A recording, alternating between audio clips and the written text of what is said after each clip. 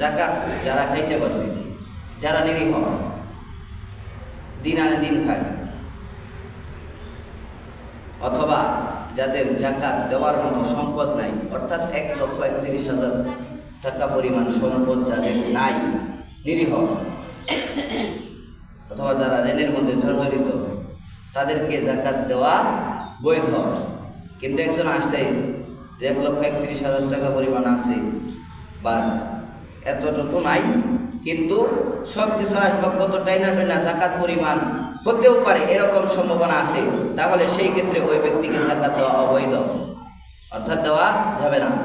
আর যার ওই পরিমাণ সম্পদ নাই, কোনো আসবাবপত্র, জামা কাপড়, ঘরের ভিতরে যা আছে, শোকেস, আলমারি, থালা, বাসন, জগমগ যা আছে সব কিছু মিলাও জাকাত দেওয়া পর্যন্ত 2-10,000 কাজ পর্যন্ত আসতে পারবে না, ওই ক্ষেত্রে ওই বান্দার উপরে জাকাত দেওয়া জায়েজ আছে।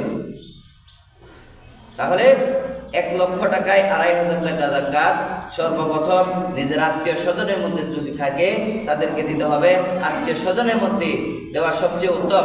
এরপর যদি আত্মীয় স্বজন না পাওয়া যায় তাহলে এতিম সন্তান আছে না, যারা এতিম, ওই যাদেরকে, অনেকে আছে এতিম কিন্তু তাদের উপরেও জাকাত ফরজ, তাদেরকে দেওয়া যাবে না। এতিম নিরীহ তাদেরকে দিতে হবে।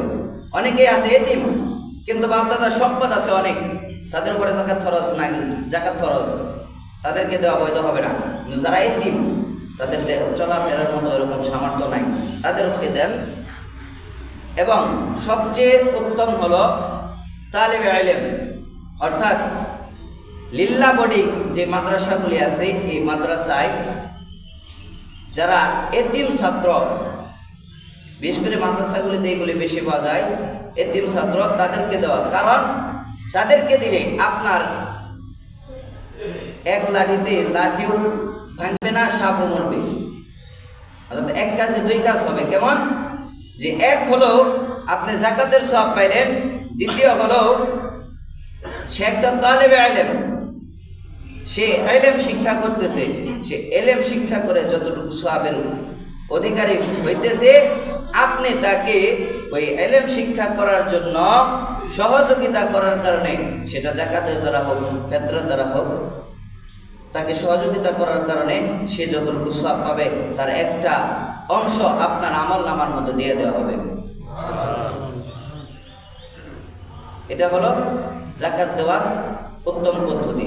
হ্যাঁ, অনেকে গরিব ফকির মিসকিনদেরকে দেয়, হ্যাঁ দিবেন, নিষেধ নাই, কিন্তু দেখে দিবেন বর্তমান যুগে এমন যুগ চলে আসছে যারা ভিক্ষা করে খায়, খোঁজ নিয়ে দেখা যায় অনেকের বাড়িতে 2 তলা 3 তলা বিল্ডিং। এরকম লোকদেরকে দেখে দেখে তারপরে জাকাত দিবেন। এখন সে ভিক্ষা করতেছে, ঠিক আছে, আমরা তো ভাবতেছি যে সে মনে হয় ভিক্ষা করতেছে, মনে হয় নিরীহ। না, অনেক ভিক্ষুক আছে যাদের এটা স্বভাব হয়ে গেছে ভিক্ষা করা, কিন্তু মূলত পক্ষে তাদের যদি খোঁজ খবর নেওয়া হয় তাদের উপরে জাকাত ফরজ। এখন আমরা জাকাত দেওয়াকে বানিয়ে ফেলেছি, কেউ তো একেবারে 100% জাকাত আদায় করে না, 100% আদায় করে না। আবার আমরা জাকাত দেওয়াকে বানাইছি যে 5টা লুঙ্গি কিনলাম, 5টা শাড়ি কিনলাম, গরিব মানুষের মধ্যে বিতরণ করে দিলাম, আমার জাকাত মনে হয় আদায় হয়ে গেল। না, আপনি জাকাত দিবেন, আপনি হিসাব করে জাকাত দেন। আপনি মনে করতেছেন যে হায় হায় আমি এত কষ্ট করে সম্পদ অর্জন করলাম, যদি আমি জাকাত দেই, হায় হায় আমার 1,000 টাকা থেকে মনে হয় যেটুকু কয় টাকা জাকাত দিলাম আমি, ওই কয় টাকা মনে হয় আমার কমতি হয়ে গেল, লস হয়ে গেল। না, যে বান্দাটা হিসাব করে করে জাকাত দিবে, জাকাত হলো একটা জিনিসের অপবিত্র কিছু জিনিস থাকে, বাড়তি কিছু জিনিস থাকে। যেমন মানুষ যদি কখনো নাপাক হয়ে যায়, অপবিত্র হয়ে যায়, গোসল করে পাক হয়, ওরকম জাকাত হলো সম্পদ পবিত্র করার উপায়। আপনার উপরে জাকাত খরচ হচ্ছে, জাকাত দিয়ে আপনি মালকে পবিত্র করেন। অন্যথায় যদি আপনি এই জাকাত না দেন, কাল কিয়ামতের দিন এই মাল আপনার আমাকে জাহান্নামে নিয়ে যাওয়ার প্রথম কারণ হয়ে দাঁড়াবে।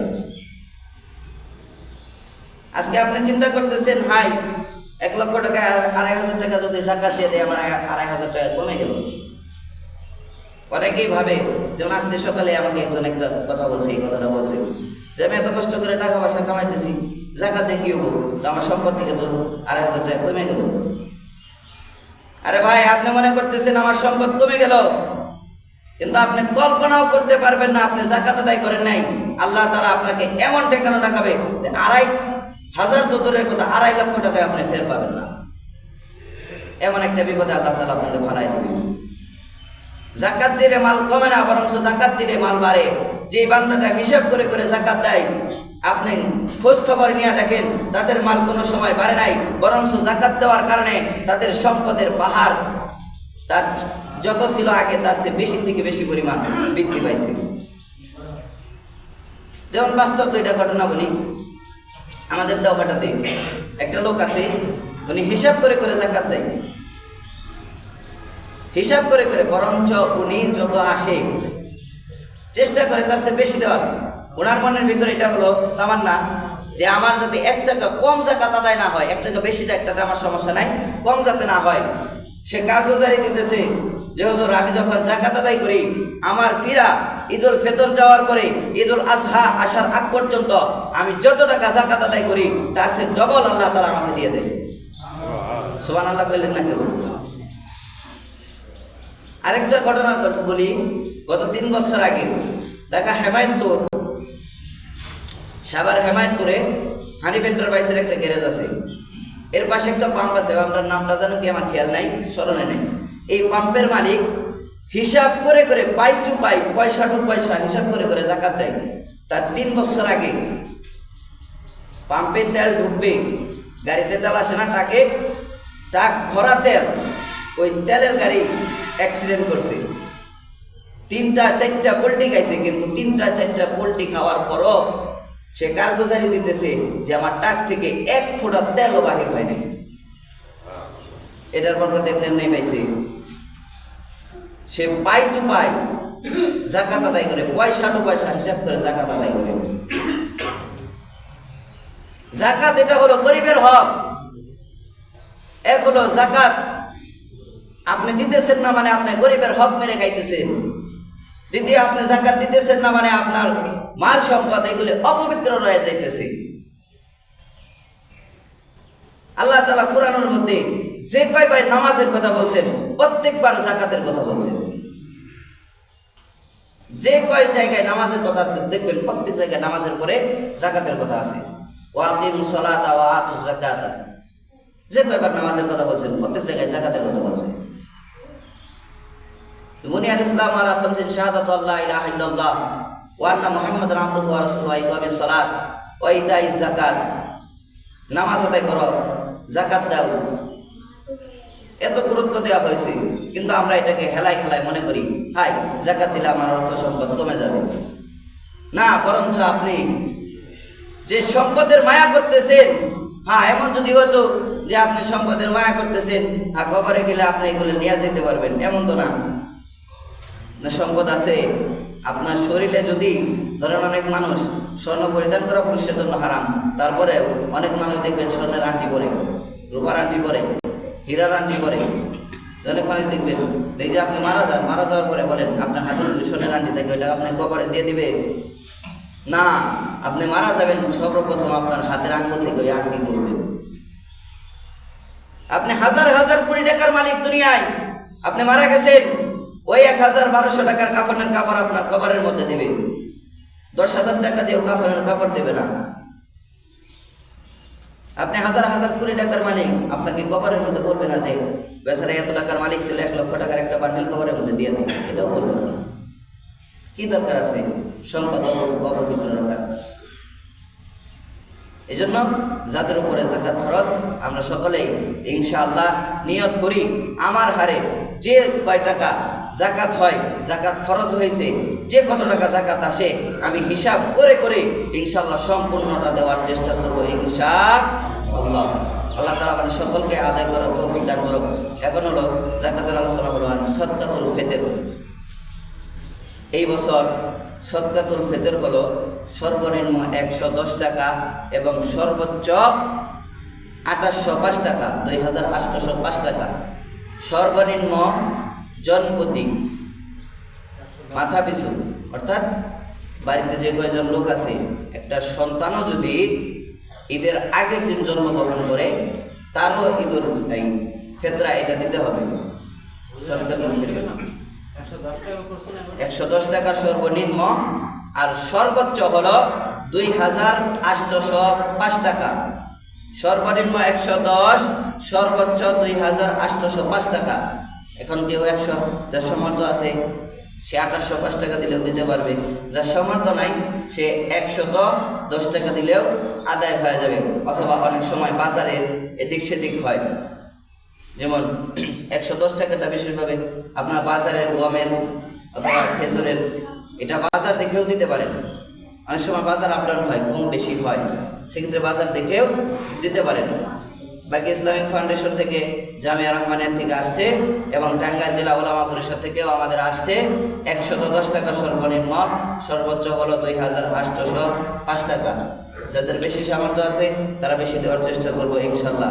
এবং এই সাদকাতুল ফিতর এটা সকলেরই আদায় করতে হবে।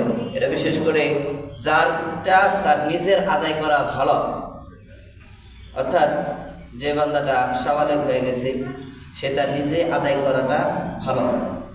এখন সে যদি আদায় করতে না পারে, অন্যজন যদি দিয়ে দেয় তারপরেও হবে, কিন্তু নিজেরটা নিজে আদায় করা ভালো। আবার অনেকে আছে নাবালিগ, তাদের উপরে তো দিতে হবে, কারণ তারা তো আর কামাই রোজগার করতে পারে না, তাদেরটা দিয়ে দিল পিতা মাতা, কিন্তু নিজেরটা নিজে দেওয়া ভালো। এই জন্য আমরা আল্লাহ এই সাদকাতুল ফিতরও যাকাত যাদেরকে দেব, সাদকাতুল ফিতরও তাদেরকে দেব। সবচেয়ে উত্তম হলো নিজের আত্মীয় স্বজনের মধ্যে কেউ গরিব থাকবে তাদেরকে দেওয়া, না হলে সবচেয়ে উত্তম হলো লিল্লাহ বডিকে দেওয়া। আরেকটা জিনিস হলো, অনেকে মাদ্রাসা থেকে পাগল হয়ে যান যে মাদ্রাসায় দিতে হবে, কিন্তু মাদ্রাসায় দিবেন, হ্যাঁ ঠিক আছে। এখন অনেক প্রতিষ্ঠান আছে, প্রাইভেট প্রতিষ্ঠান, যেগুলির মধ্যে কোনো এতিম ছাত্র নাই, ওইগুলিতে দেওয়া যাবে না।